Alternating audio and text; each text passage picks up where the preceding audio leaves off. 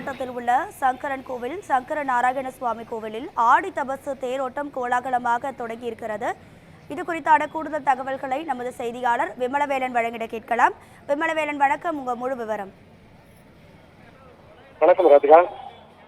தென் தமிழகத்தில் உள்ள பிரசித்தி பெற்ற சிவாலயங்களில் தென்காசி மாவட்டம் சங்கரங்கோவில் சங்கரநாராயண சுவாமி கோயிலும் ஒன்றாகும். இங்கு ஆண்டுதோறும் ஆடி மாதம் ஆடி தபசு திருவிழா வெகு விமர்சையாக நடைபெறும். அதே போல இந்த ஆண்டிற்கான ஆடி தபசு திருவிழாவானது தொடர்ந்து 12 நாட்கள் நடைபெறும். கடந்த 27ஆம் தேதி கோமதி அம்பாள் சன்னதி முன்பு அமைந்துள்ள தங்க கொடிமரத்தில் கொடியேற்றத்துடன் இந்த விழாவானது தொடங்கியது. விழா நாட்களில் சுவாமி அம்பாளுக்கு தினமும் காலை மாலை என 2 நேரங்களிலும் பல்வேறு வாகனங்களில் வீதி உலா நிகழ்ச்சியும், கோயில் கலையரங்கத்தில் சொற்பொழிவு, பக்தி கச்சேரி உள்ளிட்ட பல்வேறு கலை நிகழ்ச்சிகளும் நடைபெற்று வரும்.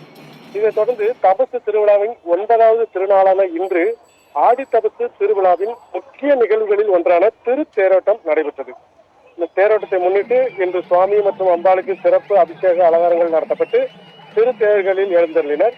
மேலும் இந்த தேரோட்டத்தில் தென்காசி பாராளுமன்ற உறுப்பினர் ராணி ஸ்ரீகுமார், மாவட்ட ஆட்சியர் கமல் கிஷோர், தென்காசி வடக்கு மாவட்ட செயலாளர் மற்றும் சங்கரகோவில் தொகுதியின் எம்எல்ஏவுமான ராஜா, முன்னாள் அமைச்சர் ராஜலட்சுமி உள்ளிட்ட ஆயிரக்கணக்கான பக்தர்கள் கலந்து கொண்டு தேரை வடம் பிடித்து இழுத்து சென்றனர். தென்காசி மாவட்ட காவல் கண்காணிப்பாளர் அரவிந்தன் தலைமையில் சுமார் 500க்கும் மேற்பட்ட காவலர்கள் பாதுகாப்பு பணியில் ஈடுபடுத்தப்பட்டிருக்கின்றனர். முக்கிய நிகழ்ச்சியான ஆடி தபசு காட்சியானது நாளை மறுதினம், அதாவது ஆகஸ்ட் 7ஆம் தேதி அன்று நடைபெற இருக்கின்றது.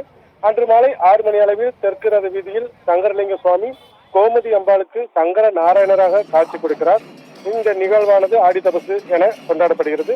மேலும் ஆடி தபசு திருவிழா நடைபெறும் ஆகஸ்ட் மாதம் 7ஆம் தேதி தென்காசி மாவட்டத்தில் உள்ளூர் விடுமுறை விடுக்கப்பட்டுள்ளது குறிப்பிடத்தக்கது. ராதிகா,